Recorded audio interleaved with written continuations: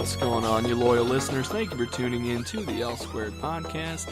I'm your host here, Luke Larson, and joining me today, telephonically, my lovely and loquacious special guest who will be assisting me in leisurely launching you into levity, Old Legs. Woo! We are fucking hyped. We are wired. I cannot wait to get through this. It feels good to be here. Better than usual. You know what? I feel like Tony Soprano just sitting down for one of his therapy sessions. Where I'm gonna talk about some the traumatic events over the course of the past couple of days. I got some stuff, and I need to just let it out. And this is gonna be therapeutic. So tell us what we got on the docket today. So shout out to our part-time producer, Jaws the Wyatt, who recommended this topic to us. Wow, did he actually do it? I couldn't. He did. There was like 3 or 4 times where I was asking myself, I'm like, God, did I suggest this? No. I was just racking my brain trying to figure out why I would. No, this was all on him. It, but I just couldn't figure out God, that's what have we? Yeah. No, that's all on him. So what did we do? We, in honor of St. Patrick's Day, Old Legs and I watched every single Leprechaun movie. And it's sad to say that it's the most prep we've ever done for any show by far. And turnover.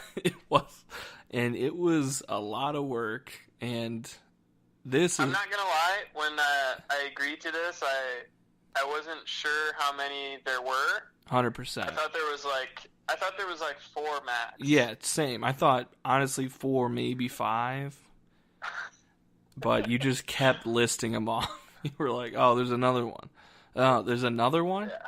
Wait, there's another one? I mean, there's 8 total. Who would have known that? Yeah.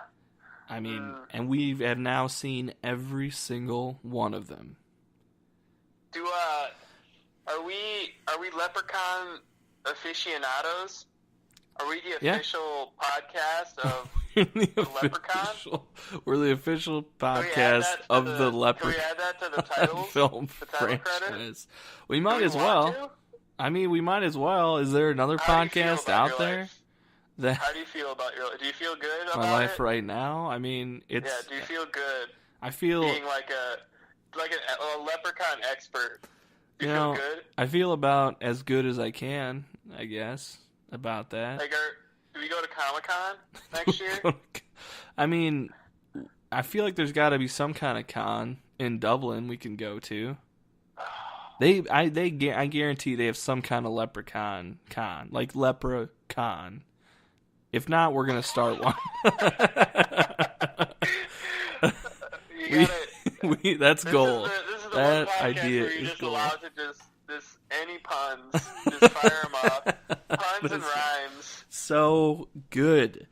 So I think what I think we should do is let's go. We'll talk about them in order, and then afterwards we'll rank them worst to best. How about that? Okay.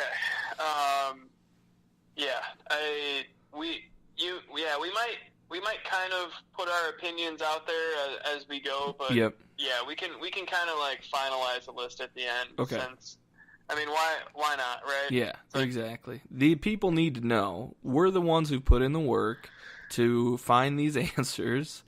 We've tortured ourselves for your entertainment, and we're gonna squeeze that rag as hard as we can to get every single drop out of this. It was truly it was painful trying to get through some of these sober. It really was. We'll get to I it. had to go to a dark place, but We'll get yeah, to all that. We better get going. Yeah. We got 8 of these motherfuckers to get We're there. gonna talk about every single one of them. All So, of them. if you don't know, they're all just called Leprechaun something, and they're basically horror movies, Right. sort of horror comedies about where the monster of the movie is a leprechaun, and blah, blah, blah. So that's the basic crux of it. Does it sound stupid? Absolutely. And No, actually, the basic crux of it is the leprechaun needs to get his fucking gold back. in every single one. Every film. Every one. So the story's already there for you. Yeah, I over the course of, I'll say if you ever do decide, like, hey, I kind of want to watch all 8 Leprechaun films, you may go through some of these thought experiments that we're going to talk about. 100%. Yeah, such as why is he missing the gold?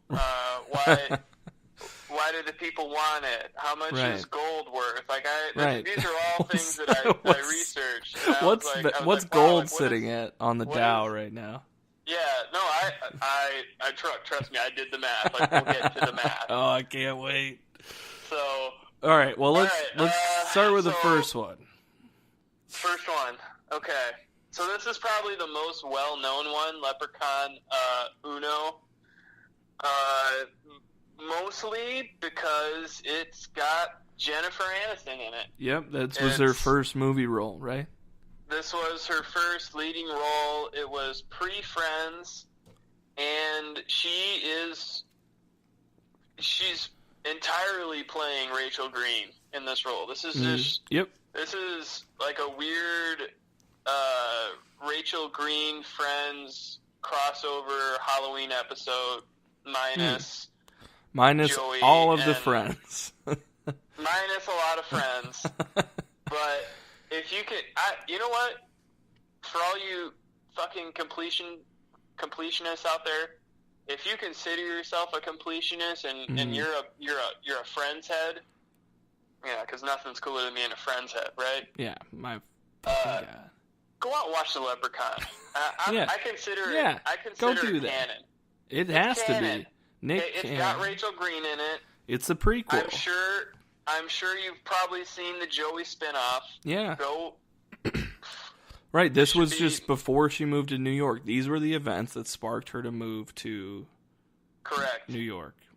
And we'll get all the way back to her at the end because she ends up going crazy. Whoa. And I think it has something to do with the Leprechaun and this. Foreshadowing. Friends and if it sounds like we're buffering a little bit, that's because we don't want to talk about this first movie because the first one is it's bad. It's not a good movie to start this franchise with. I thought, and so here's the other thing too. Had you seen any of these movies? No, I hadn't. I've heard of them. I know of them. I know of Warwick Davis in them. I knew the first one had Jennifer Aniston in it. But that was about the extent of my knowledge. Okay. So I thought I was going to like this one, and it was going to be kind of campy and weird. I thought, yeah, exactly, and fun, and it's not really. It's not really any of those. There's some stuff kind of at the start that's okay, like the guy just getting, I don't even really understand it. He just, the introduction to the series is this guy just, rolling out of his car just hammered. Yeah. And he's like, caught me a leprechaun, got his gold, that kind of shit. And I'm like, all right, cool. Right, exactly. I have so many notes here, I don't even understand them now. Well, I mean, yeah. And so this guy, knew that Leprechaun's kryptonite was a 4-leaf clover, which is essentially one of his only weaknesses. Mm-hmm. We'll get to some of the other ones later on in the series, but it's kind of up in the air. What are his weaknesses? What are his powers? They kind of go... in the first one. Exactly. In the first one, his powers just fluctuate wildly. Yeah, big time. He's either, way overpowered, or you just kick him down the stairs. Correct. Yeah.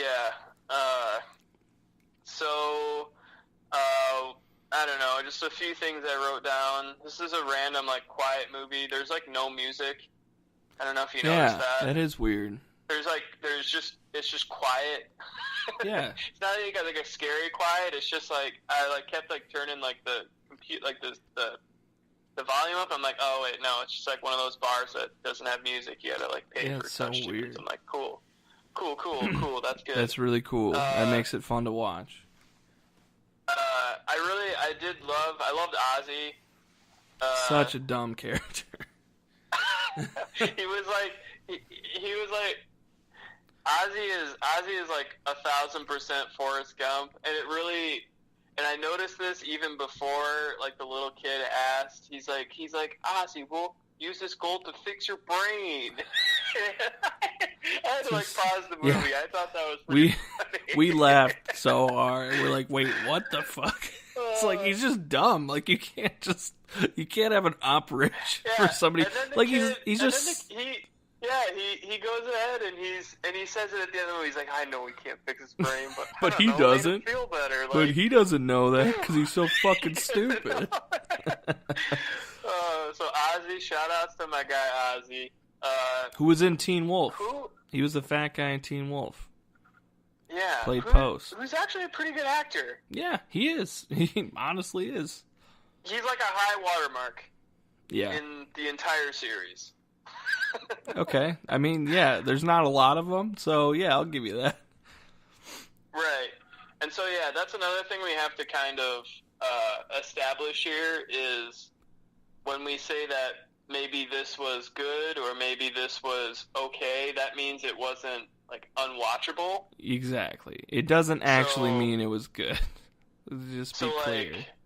Like, when Luke texted me about one of the films that we'll get to, and he was like, wow, that was pretty okay. And I was like, that's high praise. Like, I was like, wow. Yeah, I mean, that's about like, as good of a compliment like, wow, as you can give. You really like that one. That's crazy. Like, that's about the best that these get. I don't know. What are some notes from this one? I don't really want to, like, go through, like, beat for beat. Yeah, for everyone, but just kind of stuff either. that jumped out. Yeah, I mean, I thought it was going to be more fun. I thought it was going to be more entertaining.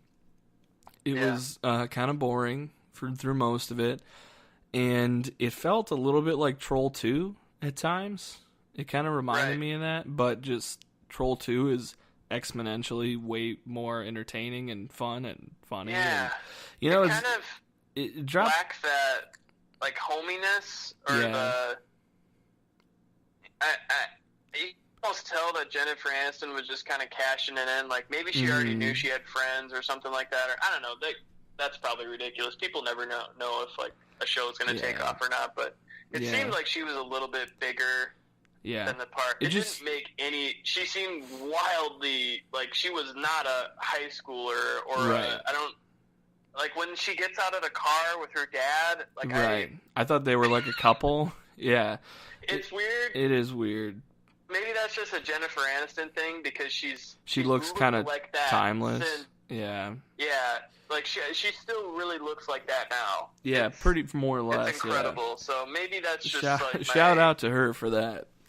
Shout out to Jennifer Aniston. Yeah, way to go, girl. No, it felt like that, but just like almost like it knew, like, at least the thing I appreciate about these movies is that every one of them knows that it's a Leprechaun movie. It knows that it's stupid. It knows that, like, it's just dumb, so it's going to be dumb. And it's just the levels of how they play that off, you know, work better in some than others. But this one, it was just kind of like, it still felt like it didn't know what it wanted to be. Like, there were times where it was like, okay, this is like trying to actually be a horror movie, and it was terrible. And then there were times where it was trying to be a comedy, and you're like, okay, that's also not good. It weirdly switches gears. It does. It doesn't have a good blend at all. It can be kind of, okay, it's like, now it's a horror movie, but then he explodes out of the barn with his, like, RC car and knocks over the truck, and it's just like, okay, like, alright, I guess this is, like, funny again.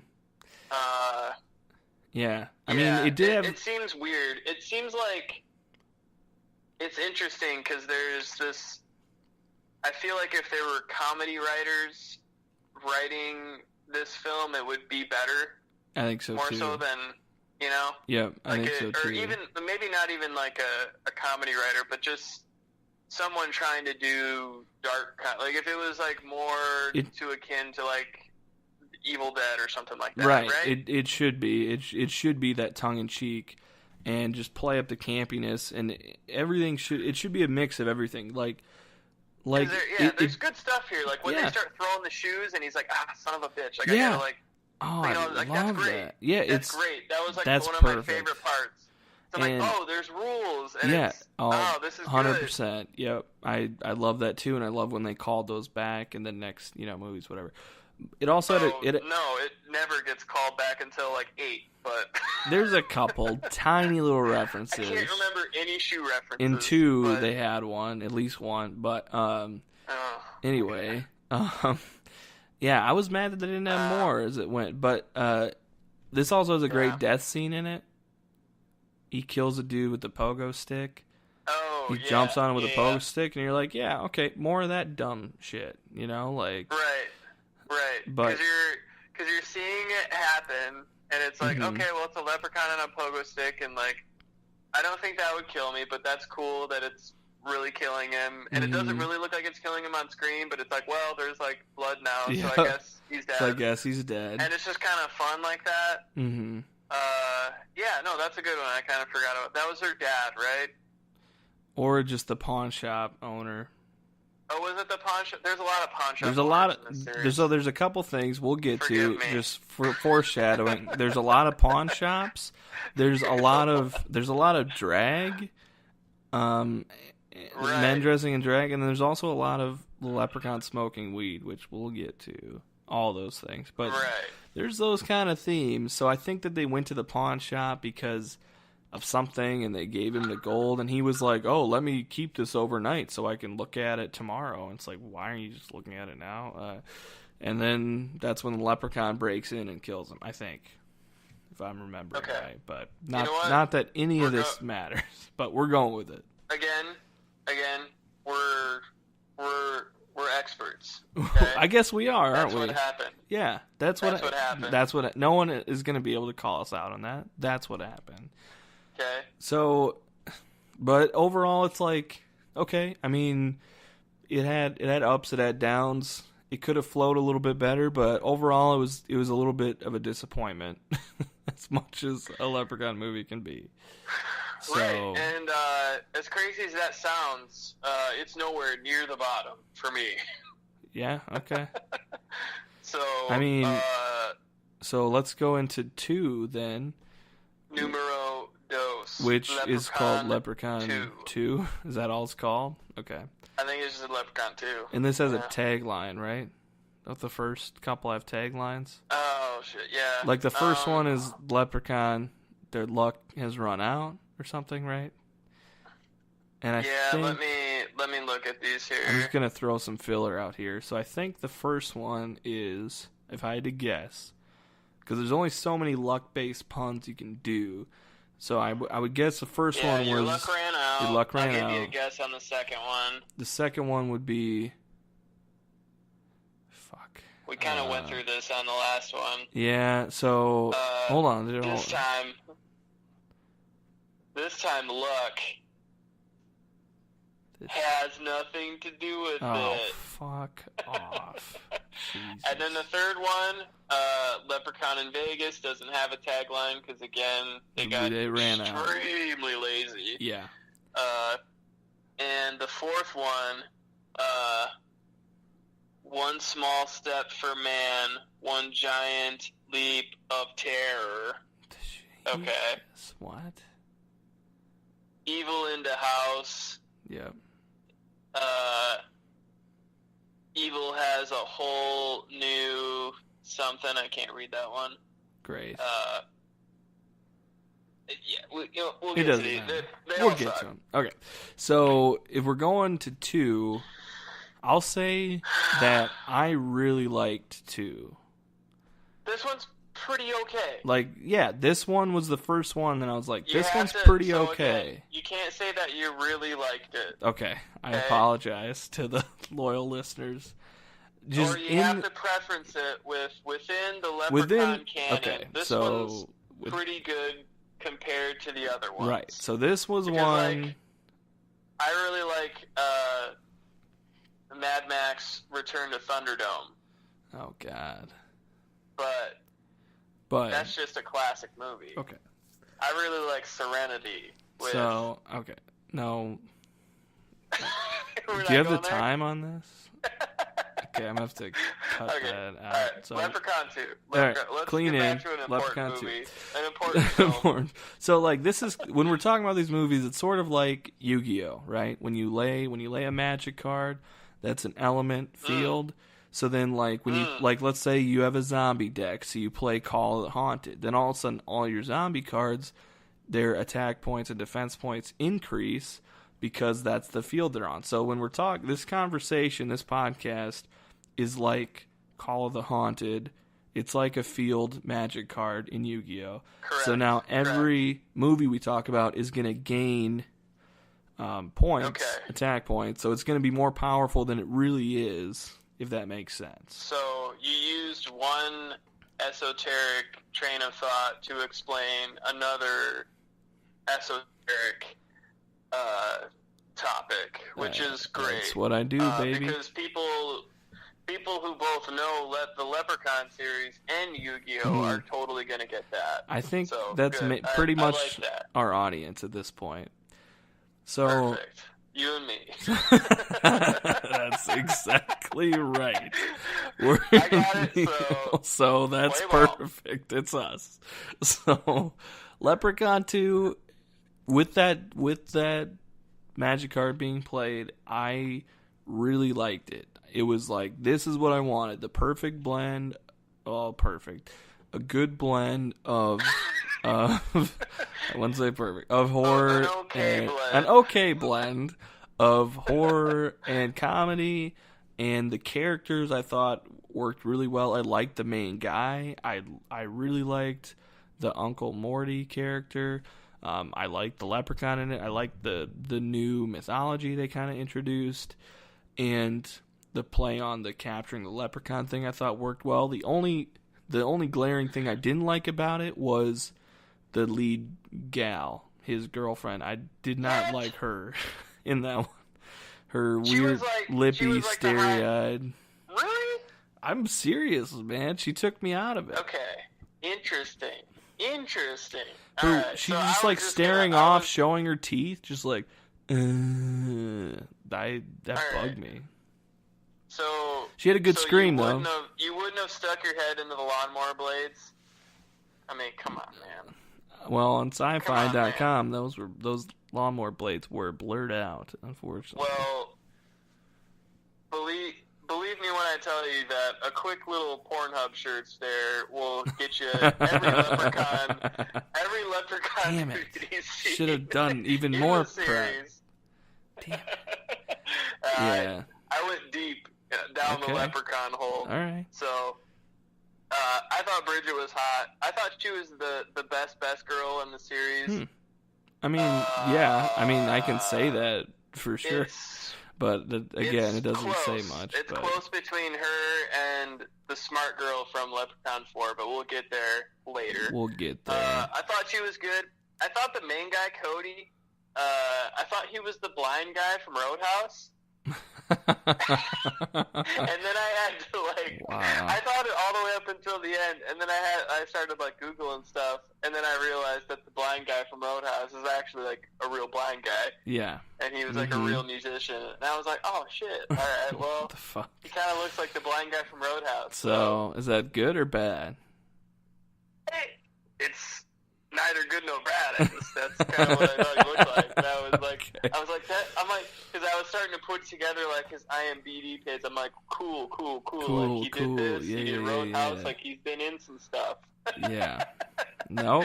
But They got you. I love. he's got range. He 'Cause does. I thought he was blind in He can Roadhouse. do but it everything. turns out, so. What do you think about the uncle, though? I loved Uncle Morty. Mortimer. So I thought Uncle Morty, he's maybe my favorite side character of the whole series. Uncle Morty, he's he's a throwback, just hopeless loser, just con man, weaselly little guy who just wants he's to... just greasy. He looks greasy. Yeah. Like, to reference Troll 2 again, like, if you were to tell me that he had been spending a lot of time in the insane asylum, and they just let him out to just film, that would I'd be like, I agree. Like, checks seems out. right. Yeah, and it was one of, like, the few moments in this series where it was really good acting, because it didn't feel like they were acting. Right. Like, I was just like, oh, this is Morty. Exactly. Yeah, and this guy's blackout drunk at noon, and he's like, come on, you won't drive the limo for us? Like, yeah, no, 100%. And, like, his character, like, was consistent the whole time, and it was greedy. I mean, we can throw out spoilers. Up until the end. But he was still greedy, though. He did that out of greed, which was his character was like that the entire time. He really did. And I feel like his character was important because it taught the audience a rule that these wishes... man. So, if a Leprechaun gave me 3 wishes, just think about 3 wishes for a second. Yep. I could do a lot with 3 wishes. But here's what I'm not going to do. Mm-hmm. I'm gonna tell you, I'm like, okay, thank you, Mr. Leprechaun. I appreciate that you're holding up your end of the bargain, but I'm going to have to call my lawyer. 100%. And he is going to write me up 3 wishes on a paper, and it is going to ensure that in no way possible does it come back to bite me at all. I'm not going to wish for $1 billion and have it like come shooting out my eyeballs. Like, no. We're gonna do this right. Yep. Thank you. I appreciate doing business with you. You'll hear from me in a couple weeks. Boom. Au revoir. Damn. That's the right move. It's frustrating. It's a little bit frustrating. I love Morty. He goes so far as to say like how stupid his wish is. He's like, I could ask for $1 million. I could ask for $1 billion. Yeah, you could. But what do I want? I want your gold. I was like, God damn it. Damn it, Marty, you fucking idiot. Oh, man. And he got his comeuppance, you know? Got it. He did. And I love that was because when I think of leprechauns before these movies, the mythology I knew was like, if you capture a leprechaun, he can grant you 3 wishes, or he has to tell you where his gold is or whatever. But the 3 wishes thing, I was like, why aren't they using that more? But when they brought it up in 2, I was like, dope. Awesome. Now he's going to have these 3 wishes or whatever. And then he obviously got fucked over. But it was clever how the leprechaun used that to make his second wish him out of the thing. And he was like, okay, you can wish it, but you still got to let me out. That was kind of funny. I like that part. But it is also introduced in that safe, which I guess we didn't mention, that Leprechaun was in a safe during that scene, was that they introduced a new weakness for the Leprechaun, which is wrought iron. Right, yeah. So any kind of iron. Like fool's gold, kind of. Sort of like fool's gold. So any kind of iron, well, I guess they just said wrought iron will hurt it. And, yeah, I mean, I like that. I mean, it makes sense. There's other mythologies where iron harms demons and stuff, so I was like, okay. I mean, that checks it out for me. I was fine with it. I was like, okay, I'll let it play. Yeah. Yeah, this one actually, I'm looking over my notes, and there are some high water moments here. More so than the first, I think. Big time. Like the Tony Cox cameo, he plays like the fake leprechaun that walks into the bathroom. You know what I'm talking about? Yeah, yep. he's the black guy from he plays the elf in Bad Santa. Mm-hmm. Like, just like, I could just imagine him showing up and being like, oh, like, he's like, he's like, wait, I'm like the fake Leprechaun? Like, what the fuck? Like, is it? Oh, man. Like, I thought that was funny. I thought, so again, Uncle Morty, R.I.P., you really fucked up in the end, but your idea to just get the Leprechaun hammered was great. That was a great idea, yep. And it's not... And he didn't snitch. Right, and it's not the first time that this will be employed as a strategy. Later on comes on, like, let's get him really baked. Like, it's like one of those, like, fucking why not? Like, yeah, well, he's here. He's got the makeup on. Let's just do it. Yeah, and the one thing I'll say, though, like I said, Morty didn't snitch on his nephew, but the cops were after him, and this was one of the only ones where the cops were like, well, clearly you're murdering these people because you're the only one here, and they all end up dead, so you're the one who's doing it, clearly. But then at the end, he just walks out into the daylight with his girlfriend, and I was like, dude, the cops are still after you.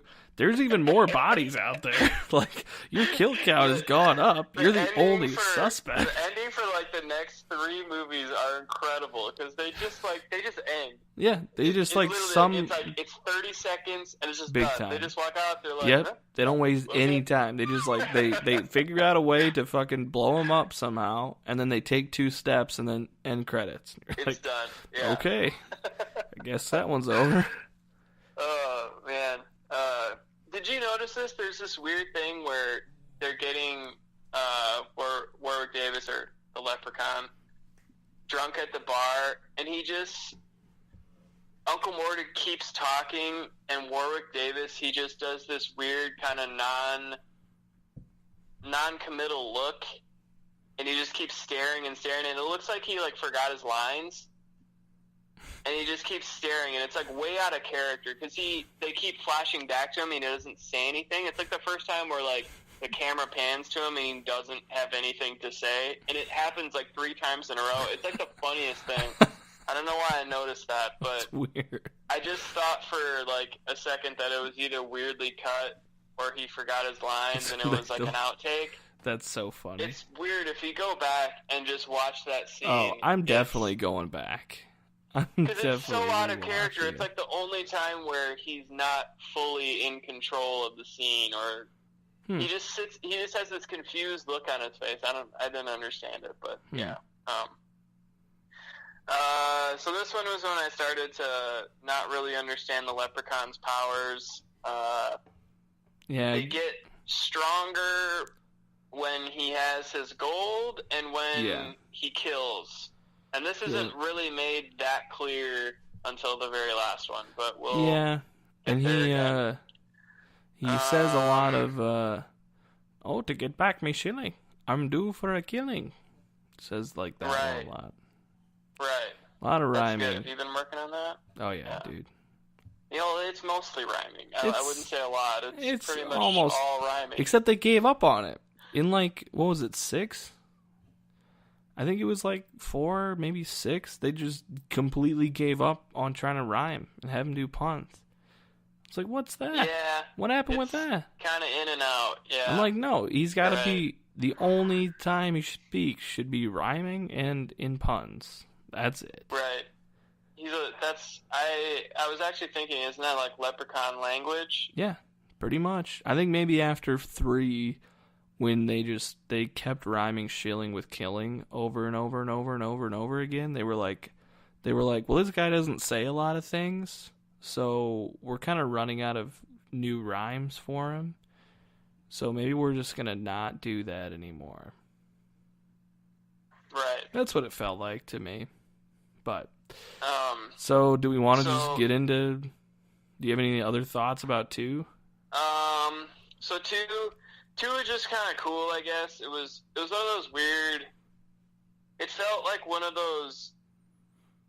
I don't even know how to describe it.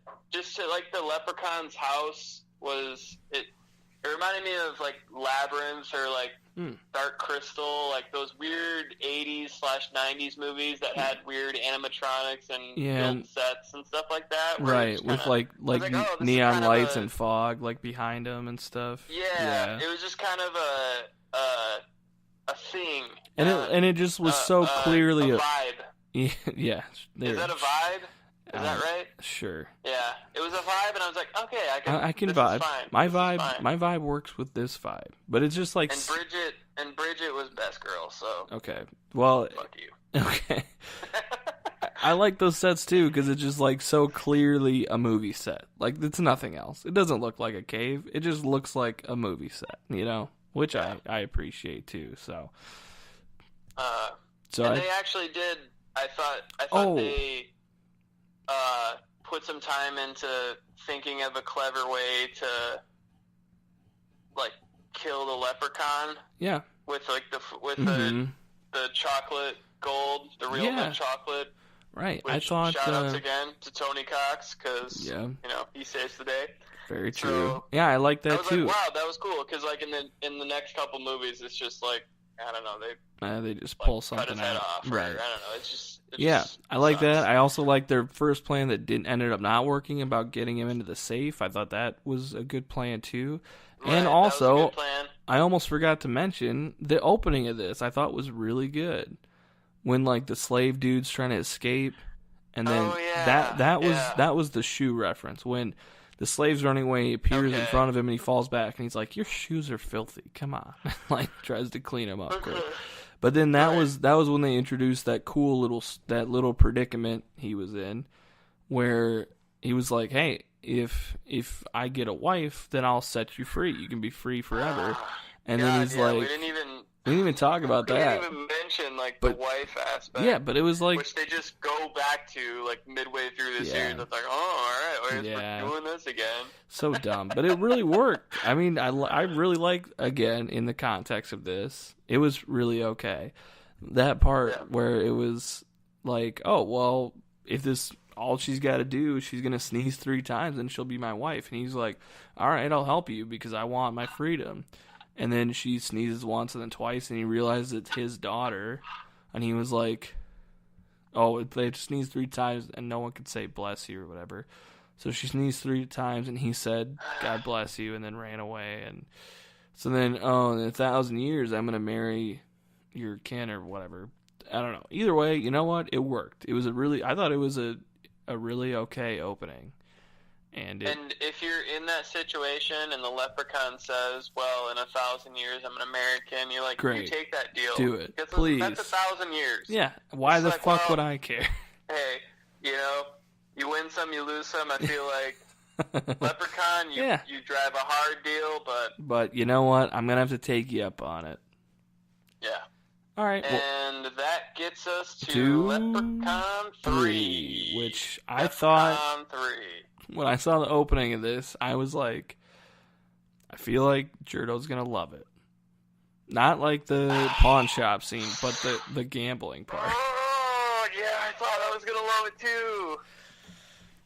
But you know what I will say? This one was an abomination. Yeah, it was really messy. It was rough. This one was an absolute abomination. Like this was the one that I had to pause and go buy liquor and just I couldn't do it anymore. I couldn't sit here just stone sober and force myself. Yeah. Well, what I will say before we get into all this shit that this movie has, like the pawn shop owner, that was dumb. Just cast an Indian guy or don't have a character be so racist, but whatever. And this was the first one with the medallion aspect, which played into like the kryptonite. Comes and goes.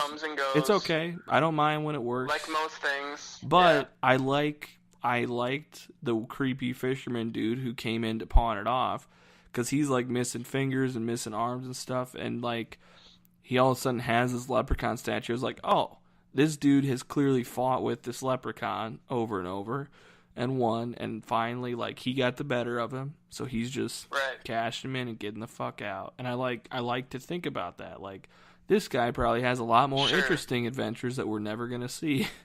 But sure. You know, that would have been a way more interesting especially movie. being as he could just go on his fisher boat and drop the leprechaun at the bottom of the sea, and then it would never do any harm to anyone. But no, he's going to sell it to some fucking idiot pawn shop broker he's like, I need to get something out of this. 5 minutes later is gonna be like, I'm gonna touch that medallion like the second you walk out the door. Man, so dumb. Yeah. So that was wild. Yeah, so this one starts with the pawn shop thing, which is a recurring theme in these films. It introduces our two main protagonists in a wild way, girl on the side of the road. And it felt a lot like Leaving Las Vegas for a little while. She looks a little bit like Elizabeth Shue, so I was like, wait a minute. Is this... Am I actually watching Leaving Las Vegas? That makes me so mad that you said that. That's such an insult. But so this idiot, this fucking idiot, looks, trying to fix your car. First looks, someone stole your motor. I couldn't stand this guy. Oh, I wanted him to die so bad. And he goes back. Have you ever heard this line? So he goes to the back of the car. It's a VW Bug. Yeah. And he lifts up the trunk, and he said, I had to write it down. Oh my gosh. Have you ever blown a rod before? And the girl looks at him, she's like, nice one.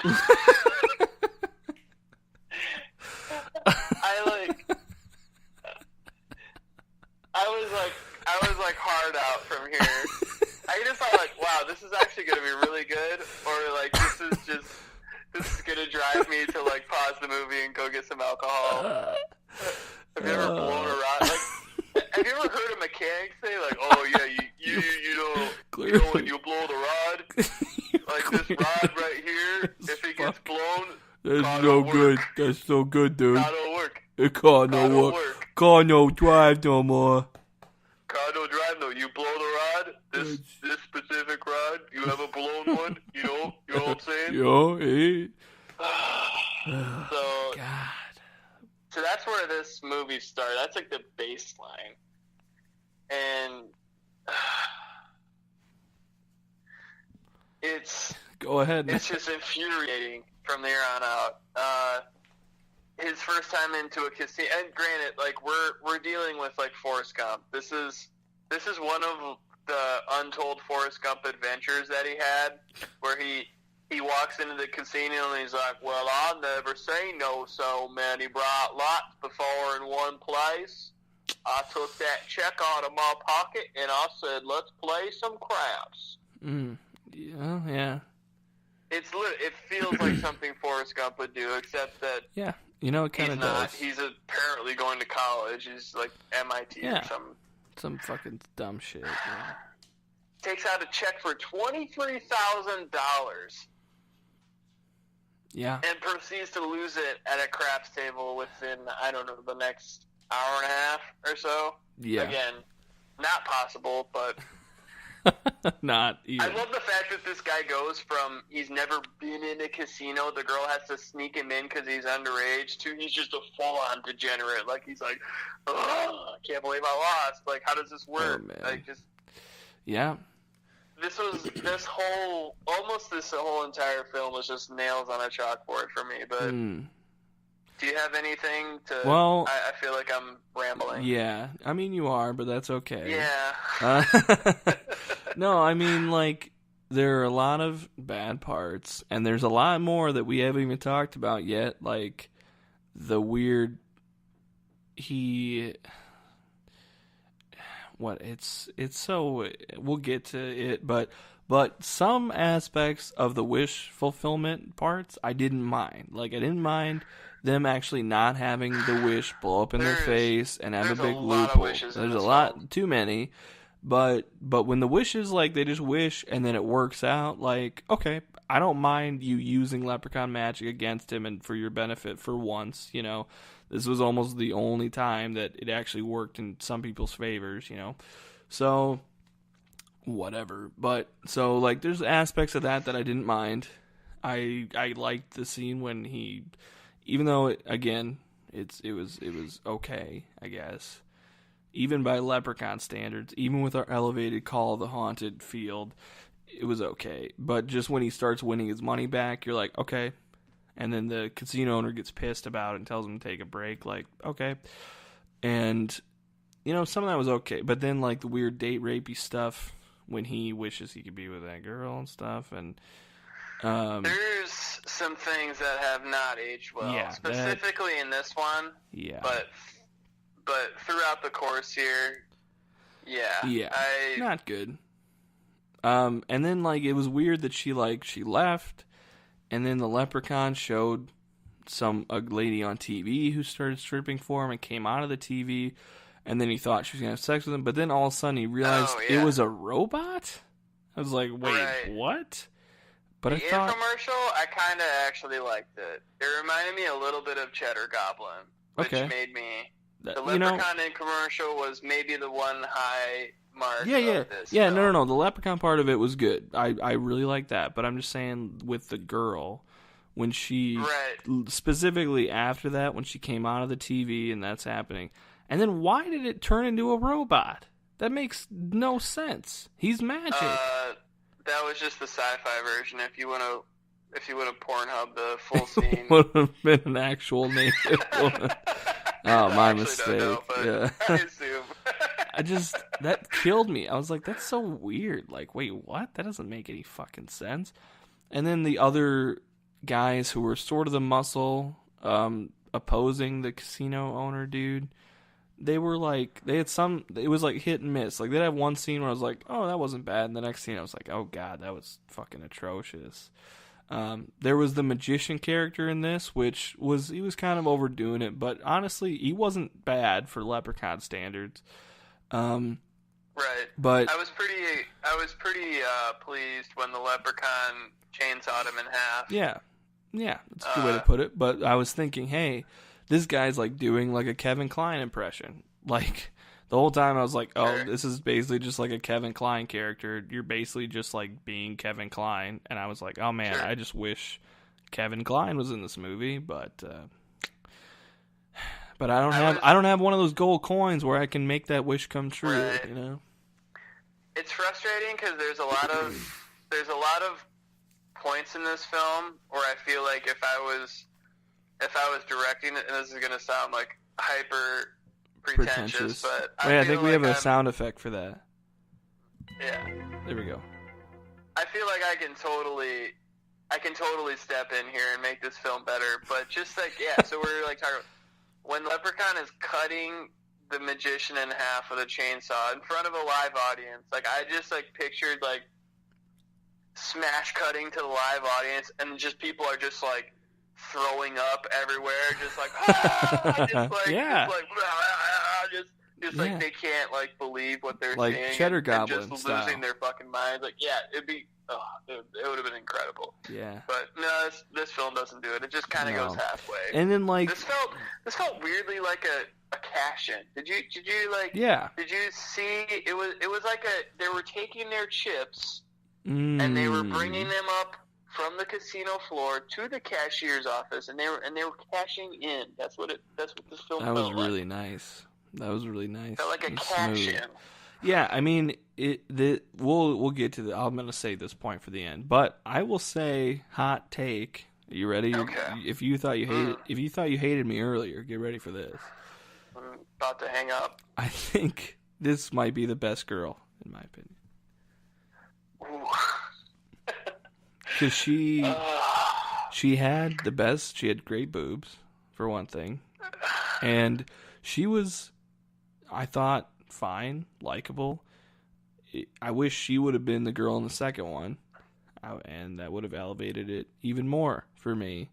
But okay. I mean, she was a good actress. She didn't overdo it. She was fine. You couldn't. I mean, maybe the worst part of this movie, other than all of it, was the parts with the guy that I also fucking hated, the main dude, when he became like the leprechaun thing, where he started to kind of become a leprechaun. I fucking right. So I had this that. in my notes. Not sure if I missed something. Why is he leprechaun? I didn't. Yeah. So when the leprechaun came into his why is leprechaun? Why is leprechaun? That's throughout this series too. Like I felt like I was kind of getting dumber because I couldn't figure out why stuff was happening, or I was just kind of going with it. Like we'll get to it later in this series, but there was like a thing that happened in Leprechaun in the Hood where I was just like, hey, you know what? I bet that works. You know what? Like, yeah, I don't know. perfect. I didn't want to think about it. I was like, oh yeah. When you ask why is leprechaun, it was when the leprechaun broke into his hotel room and he like scratched him and spit on him and he got blood on his cut. And then he threw the leprechaun out of the window, and then after that, because then he just laid on the hotel room floor for what seemed like an hour of the movie, and then finally woke up, and then just slowly became the leprechaun. Here's my argument against this girl, the David Blaine girl, being the best girl, and it's that I don't know, like how does she fall in love with this guy? This guy's a fucking moron. Yeah, no, that's a really good point, actually. It just drove me insane that, again, at this movie, once they kill the leprechaun, they walk out of the casino, and she still has a wish, and he's like, nah, we don't need it. Oh, it was that like was the so scene at bad. the end of Dumb and Dumber where they're like, the town is back that way. I was just in a rage. Yeah. No, I mean this one was rough. It was a little hard to get through, but and then the girl blowing up when she got super fat, that was so terrible. So I had the third wish in here was really sad. I had that written down, and that did not age well. The girl being that I want to be pretty again, and then she just kind of like cut her hair and. The same. Yeah. And I just I didn't feel good about not. Yeah. I'm like, oh wow, she's like super hot now. I was like, oh, this doesn't really work. Like, yeah, you kind of just sort of look the same. And it just made me feel just shitty, and I just kind of wanted to skip over it. Also, I have this written down. I don't know what it's. I don't know if this is even from the right movie. No, it has to be because it's under this one. Okay. For pulling this trick, I'll chop off your dick. That was a good line. Okay, that was from this one? Yep, because that was towards the end. Yep, it was towards the end. That was like, yes! Like, finally, that's a good rhyme. Yes! It wasn't just shilling with killing, you know? Yeah. For pulling this trick, I'll cut off your dick. Yeah, that was a good one. That was good. Okay. Anything else here? That's fucking... No. Oh, the other thing I hated, I fucking drove me up the wall, was when the pawn shop owner just happened to have a DVD of mythical creatures. It was like before they really knew. It was clearly like a CD-ROM, and they didn't really... It was like computers were kind of new. So he just plops in the disc, and it's like, oh, mythical creatures. Oh, there's one for leprechauns. And then it just played for like 30 hours. It was like a floppy disk. Yeah, and it just kept playing. It ended up telling the main character exactly what they needed to know. Just every time they walked in, it just kept playing, and it just told them exactly what they needed to know. And it was so annoying. Man, I hated that. It's like... People complain about movies nowadays where it's like in Paranormal Activity, right? Which I will defend to a point, but Paranormal Activity's great. Okay, good. I'm glad we're on the same page. But like in every movie, they just Google what's going on, and the first page they click on, it has everything they need to know. Well, in the first Leprechaun, he just pulls out a book from his top shelf and it told him everything. In this one, they had the floppy disk that just played forever that had all the information. It's been happening forever. That's it. Those are all my thoughts. Yeah. Well, with this, it really does feel like they forgot why the characters knew this information, so they went back and they shot a scene at the end where he was like, how can we, what if the shopkeeper had a floppy disk in his drawer? Yeah. And that's how this part of the film was made. Okay, but was the floppy disk just going to say Leprechaun on it, or, like, because that seems kind of unbelievable. Well, just, like, maybe, like, Leprechaun and, like, other fucking shit that's, like, maybe real. I don't know. So, like, Leprechaun and Friends? Like, that would maybe work. That's pretty good, yeah. Okay, let's do that. Boom. That was a real conversation that happened. Right. Okay. Well, now we got to move on to Leprechaun 4, Leprechaun in Space. We're halfway there. And this one, we're at the halfway point. This was one of the low points for me. Really? This one, like your experience with 3, that's what it was like watching 4 for me. I really had a hard time with it. It just really, really bogged me down. I didn't mind 4 at all. I hated it. Like I think he's like highly. It really depends, like when you watch them. Like if you watch like 3 in a row.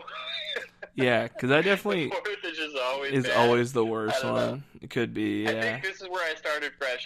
It was like the second day of watching them. Okay. And I was like, okay. Well, then maybe that'd be different. But I just I watched 5 of them the first night. So I went 1, 2, and then 3, and then was like, eh, and then 4. I was like, what the fuck am I doing? Like, what is this? That's when I hit the wall. But basically, it's just a ripoff of a bunch of other sci-fi movies that they just and a bunch of other James Cameron movies. Oh, really? Oh, you didn't know that? Oh, weird. I never noticed. We were talking about. And it's just so lazy. And then they just forget almost the whole time that the Leprechaun is magic. I mean, we'll get into all the specifics, but if I can just bitch about it for a little bit, why is the Leprechaun on a different planet? Why is he trying to convince this princess to marry him? Why doesn't he just kill this king? Why does he give a shit? Because he's trying to gain favor with Just hold on. Come on. Did you not? Maybe I missed that. Maybe I missed that part.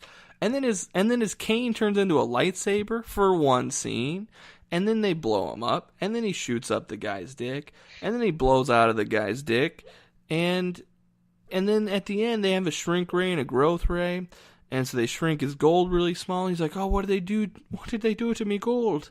Yeah, you have magic, dude. It doesn't matter. You can make that big again. You have magic. It doesn't matter if they make you big. You can use magic. None of this matters. This shouldn't be a fight. They're in a confined space. There's nothing they can do. It has a stupid cyborg Dr. Man thing that I fucking hated. Why are you having a conversation with him? Just kill him. You have magic. I just can't. I couldn't do it. I couldn't do it.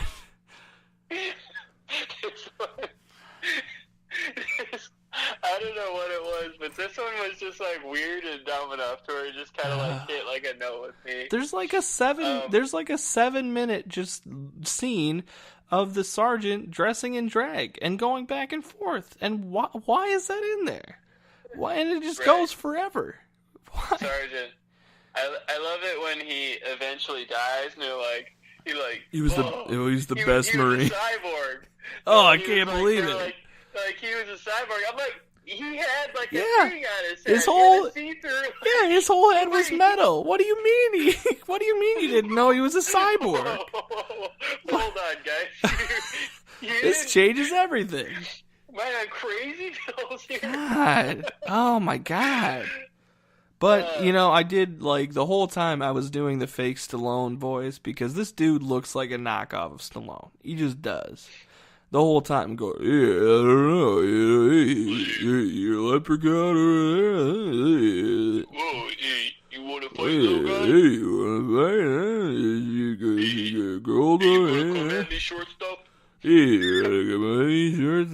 I was doing that the entire time, so that was fun, I guess. The girl, but so, whatever. okay, I ranted enough. You can go let's for a little bit. Let's reel it back in here. Yeah, I'm in the red here. I gotta dial it back. So, this is Leprechaun 4. This is Leprechaun in space. Yeah. Somewhere in space. Doesn't need to be specific. So this film introduced a couple things. It introduced a smart person, Jessica Collins' character, the doctor lady. Again, with Cupcake. Dr. Cupcake. Just in the context, smart in the context of we're playing this Yu-Gi-Oh card called The Haunted, right. So everybody's elevated. Okay, go ahead. Right. So, this is actually the first time in this series where, like, hey, what if somebody was, like, kind of smart? What would happen? Stallone was also a producer on this. Smart. They were like, I don't know if we can do that. How are we going to write that into the script?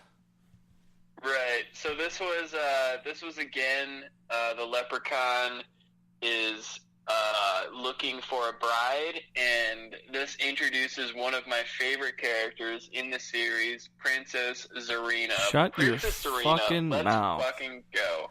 Princess Zarina. God, She stupid. She's smart. She's wicked smart. My boy's wicked smart. She gets it. Okay? She doesn't say, oh my god, like, what is it? She's just like, alright, cool, you're rich, sounds good. Let's go. So I didn't really understand why the Navy SEALs. This is where you could maybe say that they were ripping off Alien. Maybe with a little team, bit. With the You team think? coming into the. I mean, no. Man, that was my least favorite part. I was like, oh, this is a reference to this. This is a reference to this. This is what they're doing here. This is what they're ripping off here. I mean, I could not. Sorry, go ahead. I'm not gonna. Yeah. You can go. Okay. So I don't know. They find the Leprechaun. I don't know. Yeah. It's funny. Every one of these movies starts with Leprechaun just taking a big L. In this one, he does. It's weird. He jumps on the grenade to save his princess, which is kind of like. Or his gold or whatever. I'm like, whoa, is he catching feelings here? Shut the fuck up. Bro, are you catching feelings? Sometimes you're my least favorite person. Agreed. One of my favorite lines in the whole series was when they bring the princess. She's like, oh, she's missing a hand, but she's alive. Yada yada. The guy, the fucking idiot. Dope face guy is pissing on the leprechaun's head, and of course, the leprechaun's gonna manifest himself in his urethra and explode his penis. But we'll get to that. We'll get to all that. One of my favorite lines: they get her back in the ship, and they're like, who is this? Who is this chick? Yada yada. And she's like, well, we must save her. She is a Dominion princess. If we save her, we can improve our relations with the Dominions. And I was like, all of a sudden, my sci-fi gears started turning. I'm like, wait, what? What is this fucking Dune? Do the Dominions control the spice? Why? Why are the Dominions important? Who are the Dominions? Yeah. Oh, Dominion? It's just they live in a. So fucking stupid. It just cracked me up, and I didn't get it. They didn't really go into detail other than if a Dominion princess shows you her breast, that is a death sentence. Jeez, what? Which turns out not really to be true because they all see. But another another favorite line, the black guy. She's like, this will be a death. He's like, oh man, hurt me first. Yeah, that was pretty good. Me up. Yeah. I don't know what. this one's fucking. It's just the leprechaun in his face. It's ridiculous. It's just dumb. Like I think the part that I really didn't like about it was everything, but mostly like it just ignored all the lore from before, and it made the leprechaun dumb. Talk about inconsistent powers. It was just all over the place, and it wasn't enjoyable for me. And like I hated the doctor robot guy. Was so stupid and so worthless. And then like why did he have to become the stupid scorpion thing? Why did the leprechaun mix up that thing to make him become a dumb... because you wanted to also rip off the fly? Like, it made no sense. Into the fly. I mean, it just... I feel like if they knew in special effects, they're like, yo, we can do some, like, crazy... Yeah. We can do some, like, crazy fly shit here. Like, probably. That's probably what... But it was like, just... I don't know, yeah. It didn't... It was so stupid and worthless and meant nothing, and just, every fucking thing about it, I hate it. Right. That was weird. Again, Princess Zarina, she's just down. She seems like a fun hang. Like, will you give her that?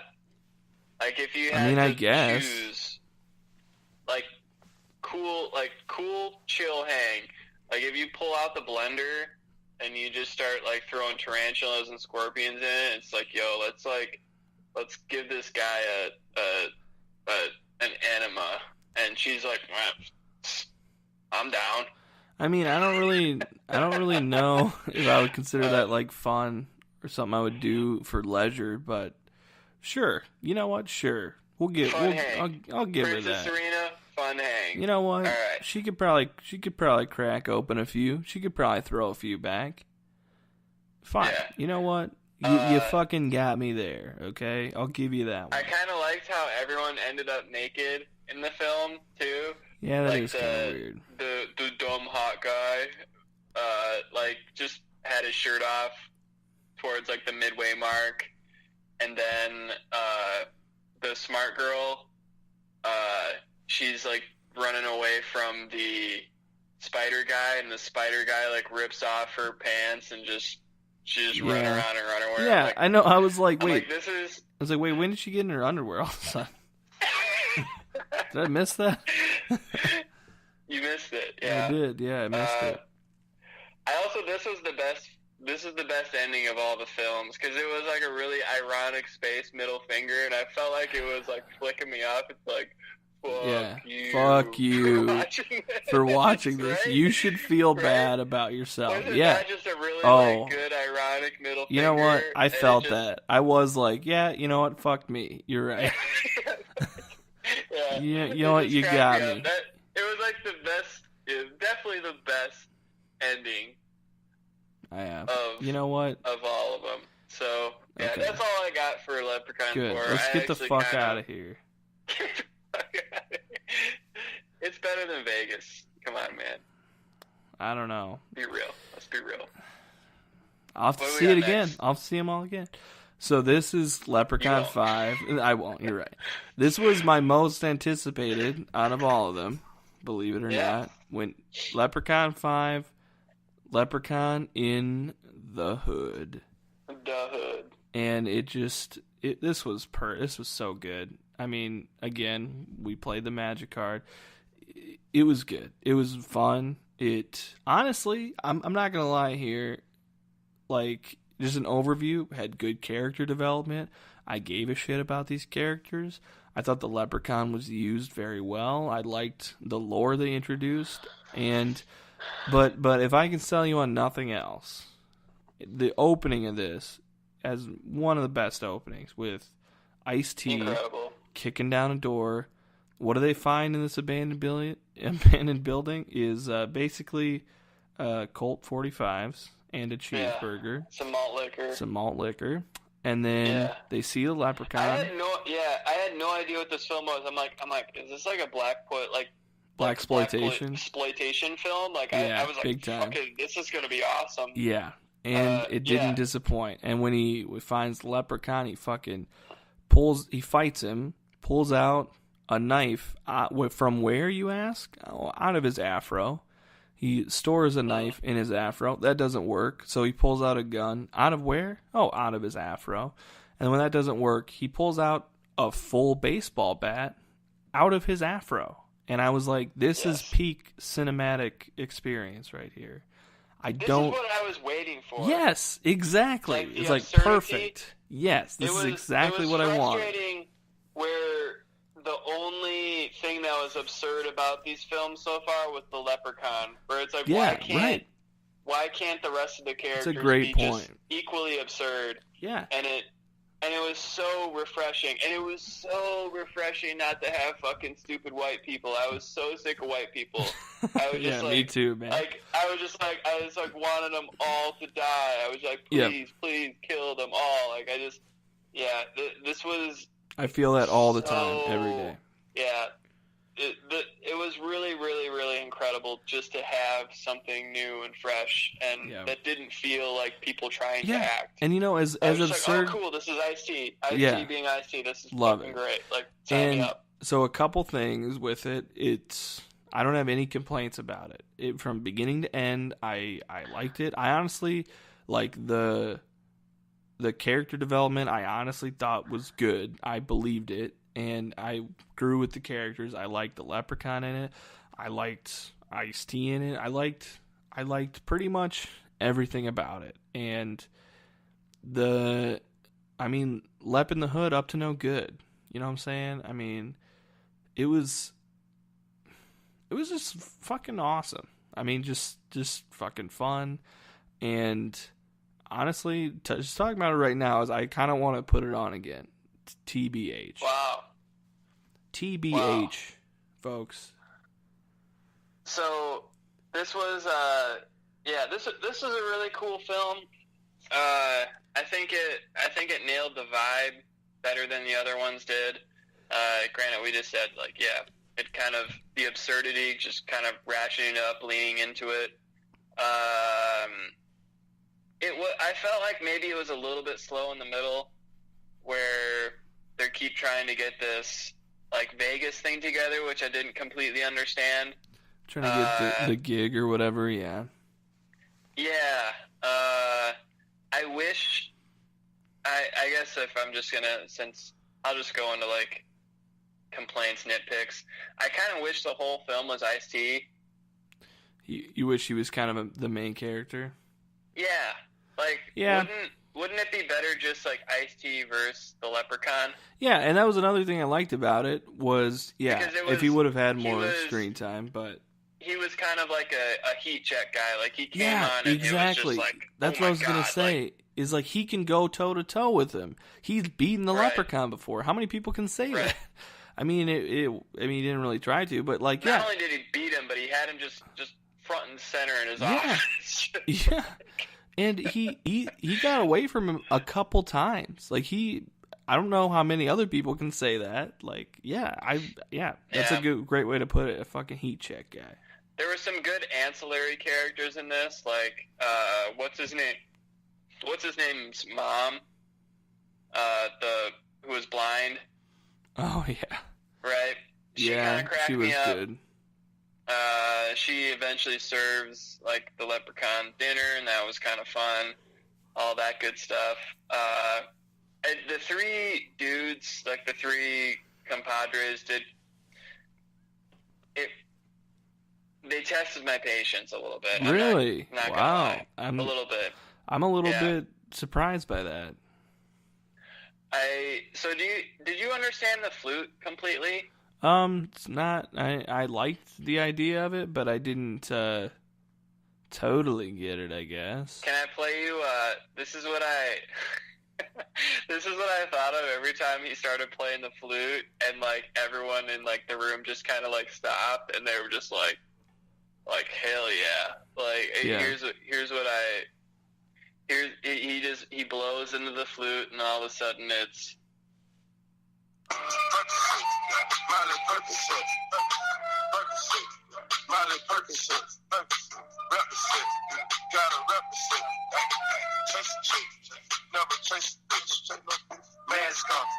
Hey, we don't have the rights to this music, so I don't think we can play much more of it.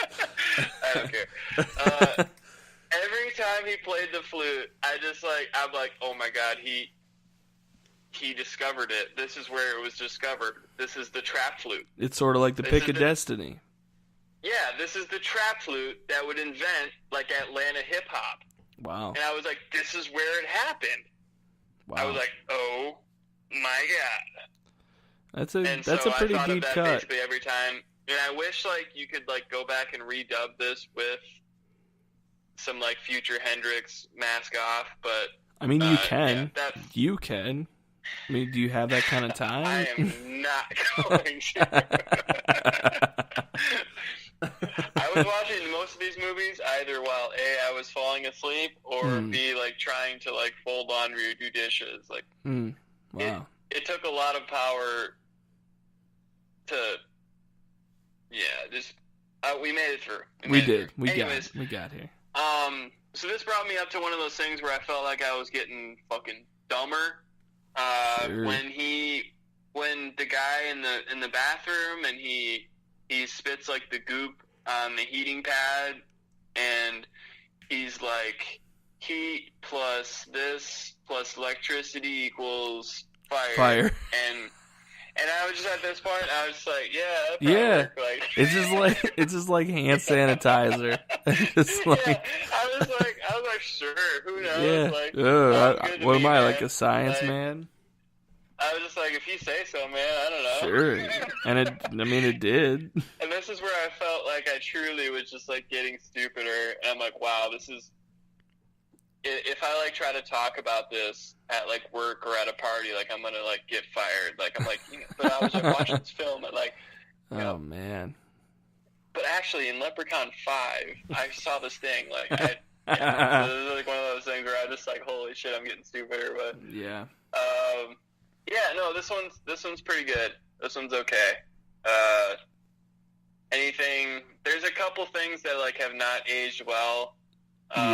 Like again, more drag. I mean, when the Leprechaun like rapes and murders the trans individual and the that was a little odd. That's like kind of hasn't really aged that well. Yeah. I mean, they just basically just go like full like Juana Man in the end, but yeah. But I mean, overall, it was like, wow, who knew that like Leprechaun and weed would just like go so well together? I was like, right. Yeah. I mean, this was probably a shot in the dark where they're like, hey, wouldn't it be funny if like the Leprechaun was like like in the fucking hood? You know what I'm saying? And they were like, okay.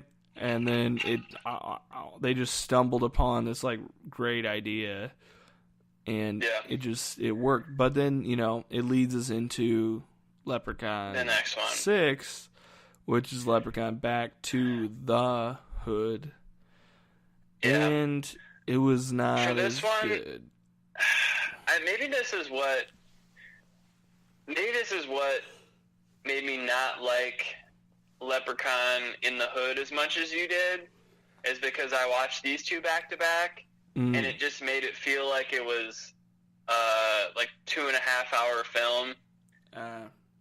No, see, this it was just one giant thing where I was just like, oh god, I gotta like kind of blend it together. All right, one more in the Hood and see. This is when I see. Okay, so this will be a good little break here because this is when I started to do the math, and they actually do the math in this kind of. But this is before they figured it out, because I was like, God damn, why do these motherfuckers want this gold so much? And I was like, okay, so let's figure this out. Let's just theoretically. So I looked up on cashforgold.com.org. Wow. Okay. Approximately, I'm just going to use approximations here. So 1 gram of gold, about $50 on the free market. Okay. Not bad. Pretty good. Hey, what do we have to do, though? We got to convert those grams into things we understand. 1 gram equals roughly 1 pound equals roughly 450 grams. Okay, so now we're at a pound. So 450 grams of gold, 1 pound, is roughly like $22,000, like 22 and change. Okay. Somewhere in there. Pretty good. And I was like, okay, Alright, so we're at that for 1 pound. So now I'm looking at his pot of gold. It's not big. You got to consider it's always the leprechaun holding it, so it's going to look bigger in his hands. I started, like, trying to figure out, like, how much that would weigh. I'm like, I don't know, like, does that weigh, like kettlebell size? Like, what are we thinking here? I thought I was pretty generous. I'm like, let's say it's 25 pounds. Okay. 25 pounds. Yeah. So 25 pounds at 22,000 per pound, that's like 500,000 and change. Okay. So that's what we're talking about here. About $500,000. 500,000 and change. So congratulations. So half a mil. You're about as successful as a good dentist. Yeah. Right? Yeah. Pretty good. So is that where we're at? That sounds like worth risking everything to me. Except for a dentist continues to acquire funds through it's not just doing his profession. I mean, unless you're gonna like catch multiple leprechauns. I don't know, like. Yeah. So. And granted, with inflation, like who knows? Like in the '90s, like maybe that's like 500,000. Maybe that's like 800,000 in the '90s. Maybe, yeah. I mean, yeah. What was the price of gold back then? It's not a lot of money. Yeah. It's not like no money, but yeah. I'm just saying. I mean, half a mil if you could just like pick that up off the street, sure. But I mean, it's not limitless. Like there's only a finite amount of things. This isn't like my kids' are set for life. Right. Like you kind of you still kind of need to invest it. And you kind of have to be smart with it. You can't just throw it around. Yeah. Right. I mean, not saying that the L Squared podcast couldn't do without $500,000. But right. So that brings us back to the Patreon. That's one of the levels. Is 1 pot of gold a month, which is roughly again $500,000 a month. Yeah. $550,000. Yeah. Hey, we're not asking a lot here. No. But I mean, we'll say your name. We'll say your name on the pod. You may even get the live performance of Luke and I doing our unpublished Nick Cage Animal Man screenplay that we've been working on. That is we have a lot of bids. Yeah, Hollywood. And it's one night only. It's going to be exclusive, and you're going to want to be there for it. It's going to be an experience. It's extremely exclusive. Yeah. Yeah. So I mean, think about it. That was my whole like. Wait, why are we doing this whole tangent? Which, if you haven't really thought about this up until this point, there you go. So we're looking at the Leprechaun Spot of Gold, about $500,000. So that's what all this shit is.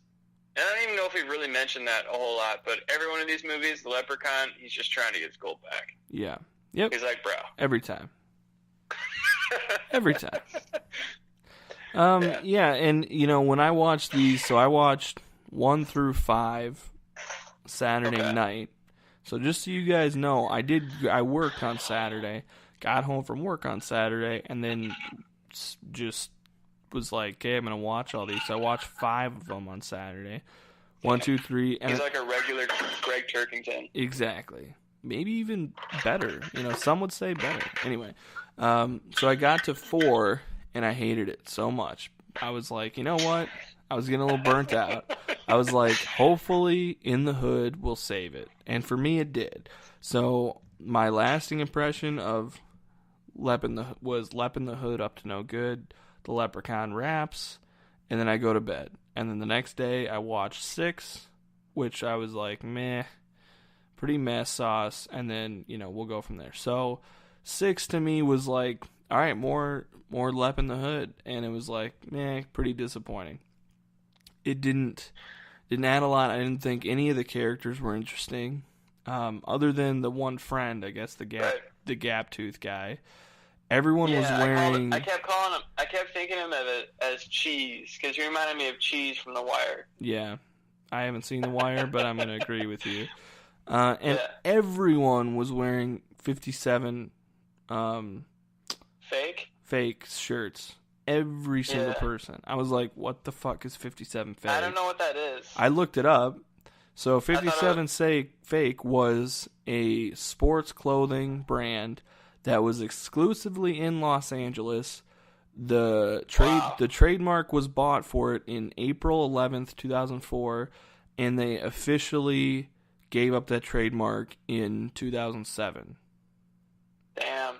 So it was... That's what you call doing the homework. Yes. I was reading through trademarks. It was, yeah, so it was apparently just an LA-based sports brand from... This is like FUBU, this is like For Us, By Us, like rip-off, this is like... 100%, yeah. It was like a FUBU Echo rip-off, and it was only in LA, and apparently it was only there for like 3 years. So, there you go. Must have just came out when this movie was going. They wanted to get some press, so they were like, "Hey, we're gonna pay for an ad on this. You guys, we'll do the wardrobe for this." And would you look at that? It didn't really work out for you. Now did it? So I don't know. That's definitely what we have to be wearing to our yes. Leprechaun con. The Leprechaun con. We need two cons on some there. 57 Fake shirts. Well, we'll hit them up. 57 Fake, if you're listening out there, please hit us up. Please. Hey, send up some swag. Free advertising right here.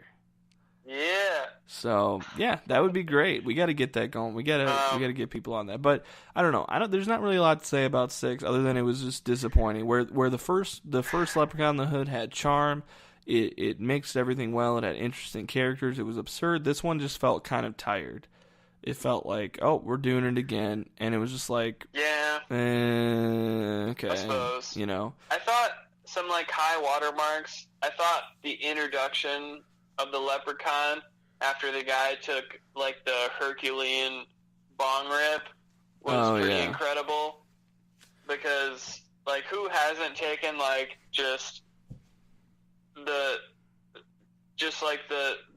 Clyde Drexler of Bond rips and who walks in the door but like a tiny leprechaun. That's pretty much happened to everyone, I can guarantee. So there's a lot of people that can relate to that, and yeah, I I just thought that was super funny. There, like, the leprechaun like spends like his first like 15 minutes on screen just getting baked in this one. That's true. Yep. Which I guess is kind of fun, because it's fun. Yeah, and it just kind of goes downhill from there. Yeah. Believe it or not. I don't know. This is when I really started to lose steam. Yeah. Just because, again, it started to feel like a 2.5-hour film instead of 2 like decently tight hour and 30 minutes. Yeah. So then that brings us to 7, which was Leprechaun Origins. And this one was made by the WWE Network. It was supposed to be like sort of a remake, prequel. This man wanted me fucking murder myself. Yeah, this was the worst. I mean, my fucking God. I've literally never so actively not watched a movie while it was on. I mean, my God, it was so bad.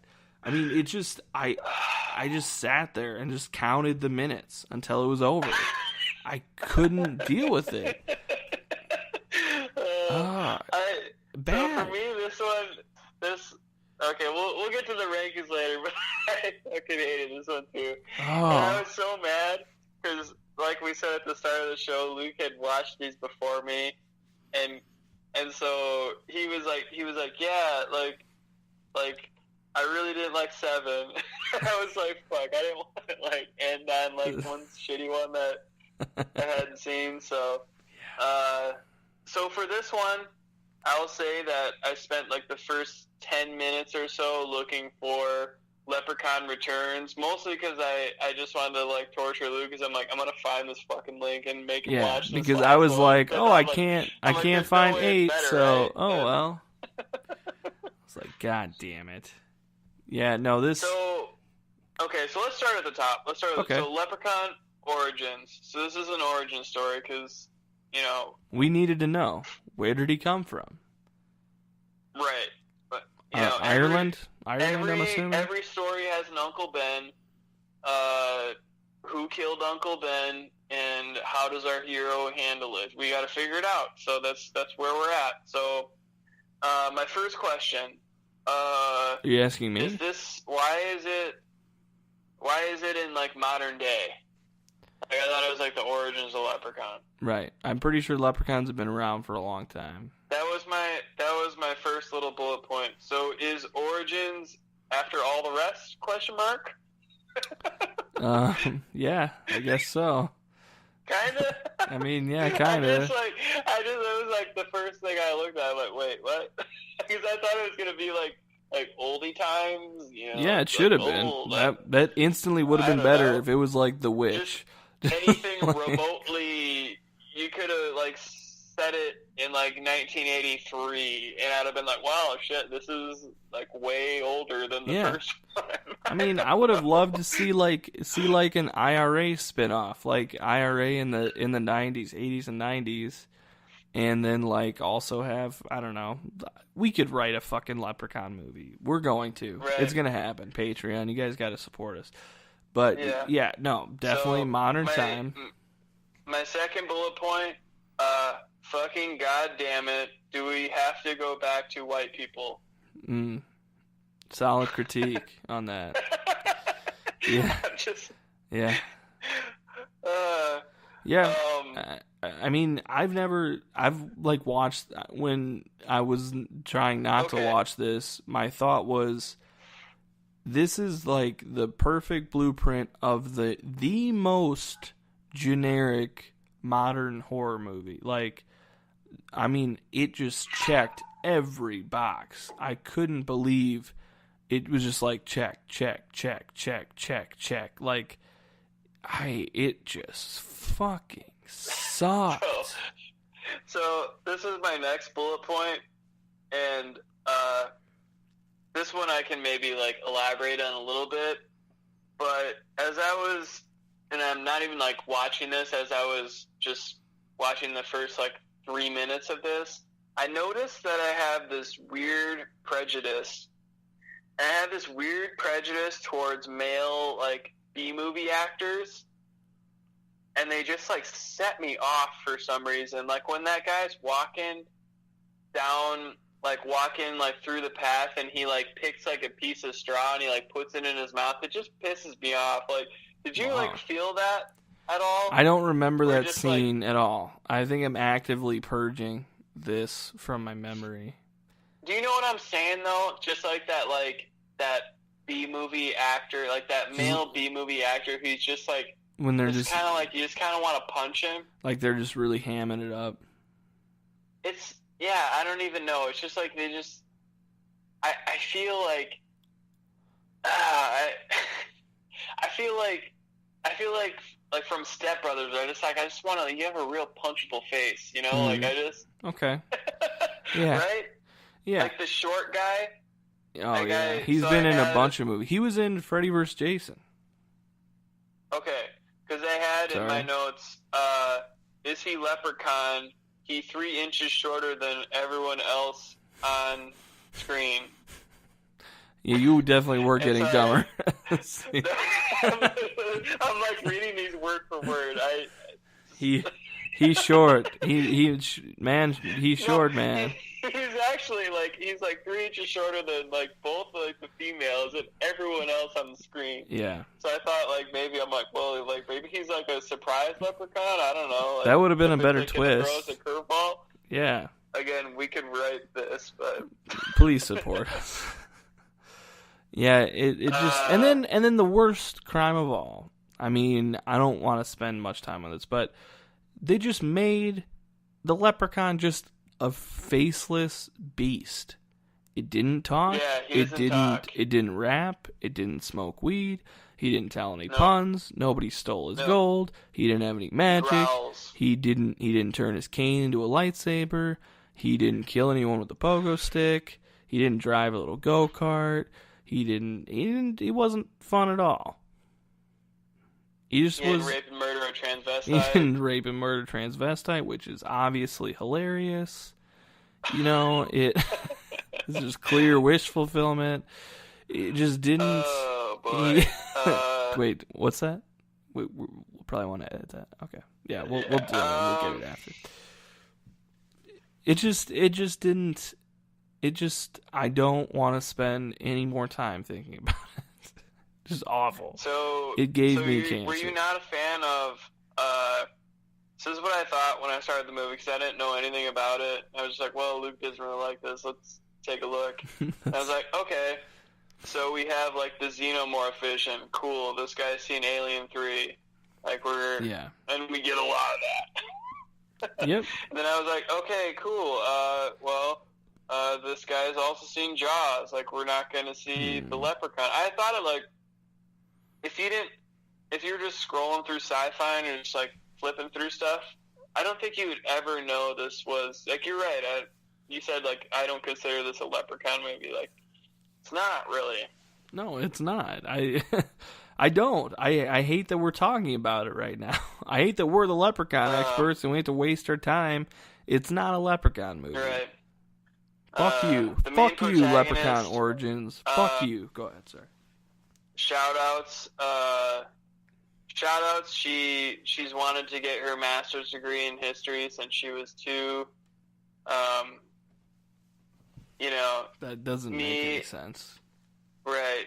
Yeah, her friend's like, you've been wanting to get your master's degree since you were like 2 years old. Yeah. Nerd. That's what they wanted the audience to say. Again, she's like, this is the return of the smart person. There's like a scene in the movie where she's like, you're like fucking smart. Think of something. Like. That's right. I forgot about that. Oh God. I love it when they're running away right after the short guy gets his leg mauled on, and the guy that didn't get his leg mauled is like, come on! When they're running away. Come on, hurry up! Say anything, but I would have been like, oh, the best part about this movie was when they set up the trap where they go back to the house for who fucking knows why, because they're gonna kill the leprechaun, and they just let's just hang up the little my little necklace here, and when the leprechaun comes through, I'm gonna kill it with the axe. And then his friend comes through, and they fucking smack him in the head. I was like, yeah, woo! Rock and roll. Jesus, that was fucking awesome. I was a little disappointed. So the leprechaun, I thought I was holding out hope that just 90 minutes into this film, the leprechaun was gonna be like, "Oh, you got me gold."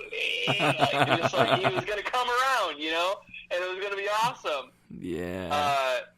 Because at the start of at midway through the movie, he pulls an earring off. I'm like, "Oh, it's a gold earring. That's kind of fucking cool." Yeah. And then they're looking at some like Evil Dead shit down in the basement. And it's like they're about to read the Necronomicon. I'm like, "Fuck yeah!" Like rock and roll. Like this is awesome. I didn't actually say this is awesome. Yeah, I was gonna say, like, out loud, were you saying rock and roll? Or? Yeah, no. But then when they're tied to the trees and the leprechaun pulls out her, like, tongue ring, which I don't know who gets gold tongue rings, but I was like, oh, nipples and clitoris are coming next. Not but they didn't quite. go there, and I'm like, you're shitting me. I'm like, there's no way she doesn't have her nipples pierced, at least. Yeah, wow. I mean, that would have really been pushing the bounds. Yeah, I don't know. That was disappointing. After they missed that opportunity, that was pretty much a hard out after. Yeah, I mean, I don't really have much left in my notes here. Just, fuck that I thought movie. it was fun. The Leprechaun, like, blurrily pulled out some guy's spinal cord. I was like, cool, Sub-Zero wins. Fatality. It was so fucking frustrating every time the Leprechaun was on screen. They, like, blurred it. It was like watching, like, an ID film or, like, an ID, like, documentary about some, like, serial killer like where they that. Like, don't have the budget, so they You're just right. blur everything really That's weirdly. that's like a fucking really. I mean, I hate to sound like the Big Lebowski right now, but that's like a fucking really good description. You know, that's like fucking interesting, man. I mean, that's fucking interesting, man. That's like a fucking good description, man. I think you just made it back. dude, that combo of Kevin Hart and the other guy with the Leprechaun, fucking sign me up for that. God, I don't know. I feel like I just talked for like 10 minutes straight there. Yeah, you did. I don't want to talk about this movie anymore, so don't watch it. But it's hard out. I've been out. I've been out this whole time. We've been talking about it. No, so then it brings us to the movie that I couldn't find right away, but it's Leprechaun Returns, technically Leprechaun 8, which was a TV movie that came out. It's a sci-fi original on the Sci-Fi Channel, which is probably why they had the rights to all these now. But you sent me the link. I couldn't find it right away, so I was like, oh, thank God, I don't have to watch another one of these. And you were like, not so fast. And so I was like, oh, great. And so You'll never find me a sequel. You'll never find me a film. And so I was like, all right, fucking fine. So I watched it last night. And I gotta say, man, it's a little bit of a banger. You know? I mean, it's pretty good. It's pretty good. It's pretty good. It's pretty good. I mean, this really, it finally, I was like, oh yeah, that's what a Leprechaun movie's supposed to be like. It took a while to get it all together, but man, yeah, this one was just very okay. it was pretty okay. And in Leprechaun standard, this is like Godfather 2. Exactly. It's not going to get any better than this. In my opinion. I was like just looking through my notes. Like my first note is like, thank God this one talks. Exactly. It's so refreshing. You're like, oh yes. Oh, thank God. Finally. Yeah. And Ozzy makes a return in this. Ozzy's really good. Ozzy adds a lot. Ozzy adds a lot to the story. Between Ozzy just showing up and being a pretty good actor in that scene where they meet. Yeah. Where she's trying to get a ride to their weird house where Jennifer Aniston sent her, where it's clearly not the most safe place to be if you're spending your whole life trying to protect your daughter, but I'm just not going to get into that. Yeah, Ozzy's good. And then when he comes back, it's even better. And I'm just like, oh, this is good. Yeah. So it was like they finally figured it out. And there's like little there's little things in there that it was like it suddenly made it was like, okay, it's like Ozzy plus it makes the main character super relatable, and she gives him saran wrap, and I'm like, oh, this is what I needed, like a likable fucking character. Yes.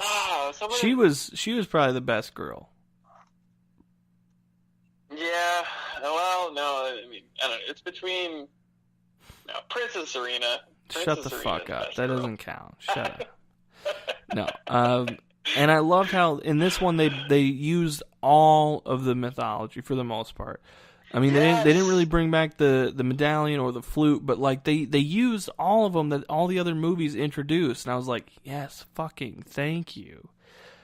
And it was so refreshing, and like the rhymes were really good, and the puns that the Leprechaun used were actually really good, and it just fucking worked the whole time.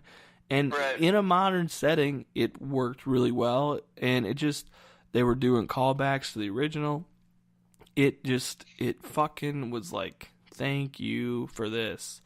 And, I mean, I'm sure we'll talk more about this, but that scene in the closet when she's throwing shoes at him and then gets away, and he's like, now why would you go and do a thing like that?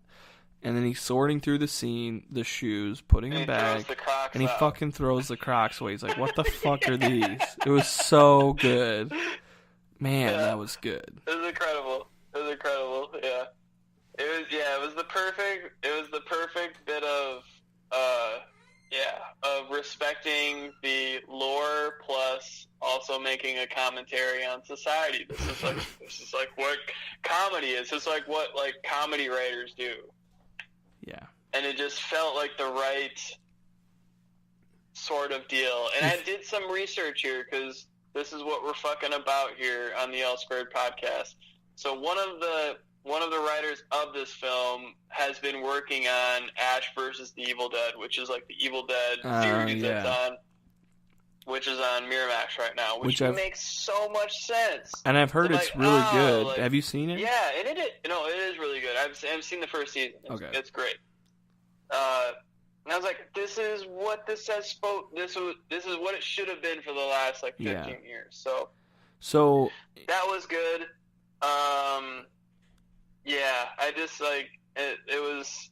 Yeah, no, go ahead. I was just gonna say, would you want this to be a series? Like, would you take the Leprechaun series if they did it like Ash vs. the Evil Dead with this protagonist? No, you'd be out on that. But would you be in for more Leprechaun movies like this?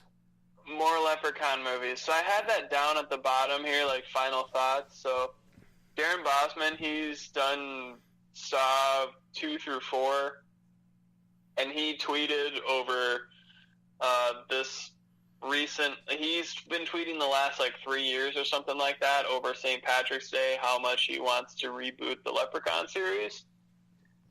His like premise is like the California Gold Rush and the Leprechaun and just chaos ensues.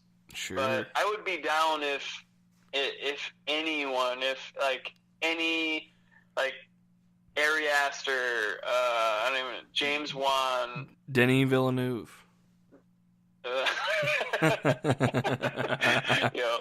Yeah. My dude is doing Dune. He is not. he's preoccupied. He doesn't have time in there. He is doing high sci-fi. He's trying to understand why we need to parlay favor with the Dominions. Okay? Jesus Christ.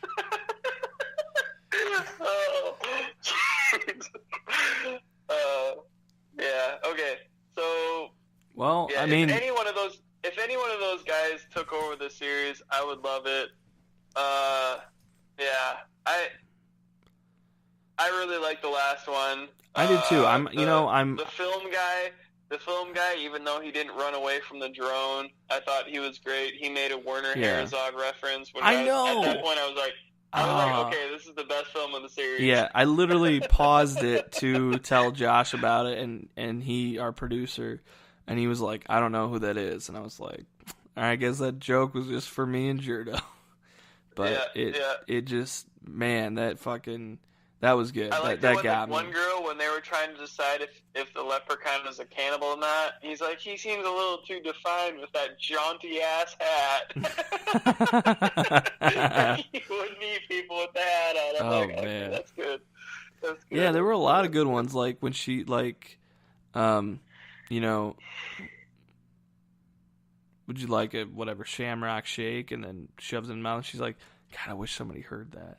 And then he blew, just little shit like that throughout. Just, you could tell the care that went into it. I really liked it.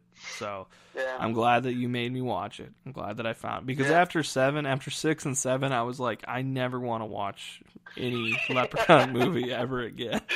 I'm so done. Yeah. But, and we didn't mention that this was, minus 7, Yeah. which didn't really have a leprechaun at all.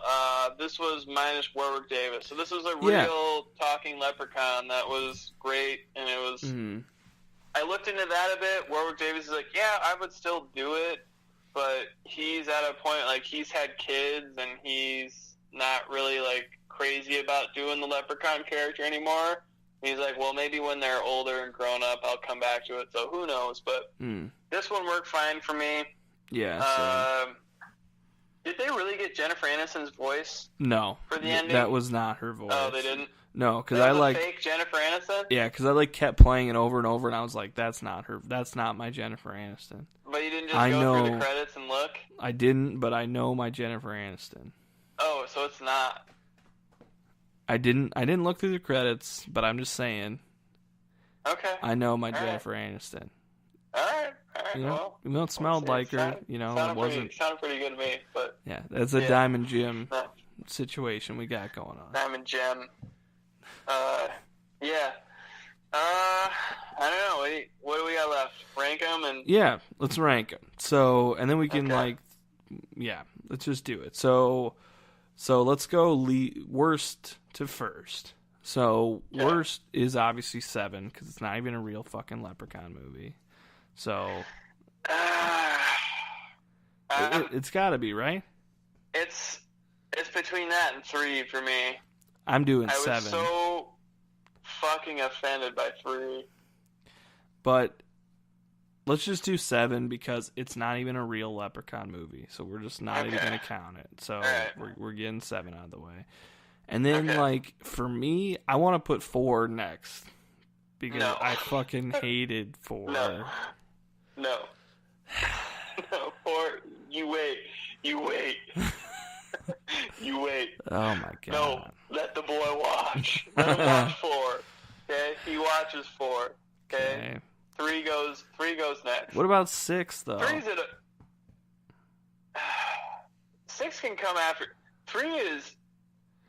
6 is semi-watchable. Yeah, that's true.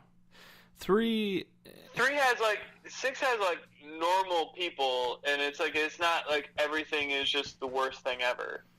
I don't care if you think Best Girl comes from 3. 3 is awful. Try watching 3 again.